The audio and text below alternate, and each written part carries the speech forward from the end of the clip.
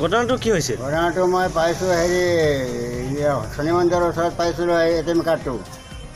এতিয়া ATM কাৰ্ডটো নিবলৈ চব প্ৰমাণপত্ৰ লৈ আহিলে ATM কাৰ্ডটো পাব। আপুনি কেতিয়া পালে? ৰাতি 12টাত। 12টা বজাত? অঁ, দশমী দিনাখন পালে নেকি? দশমী দিনা এই কালি 12টাত পাইছোঁ। এতিয়া আপুনি কি ক'ব? যিহেতু ATM কাৰ্ড কোনোবা হেৰাইছে, আপুনি কি ক'ব? অঁ, কোনোবাই হেৰাইছে যদি আহক, আহে যোগাযোগ কৰক। এতিয়া যোগাযোগ ভালুকমাৰী।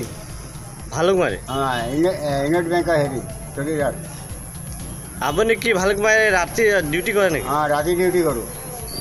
কালি ঘটনাটো মানে কালি ATM কাৰ্ড এটা পাইছোঁ মই। মোৰ নাম শংকৰ সিঙা, চকীদাৰ, ভালুকমাৰী চকীদাৰ।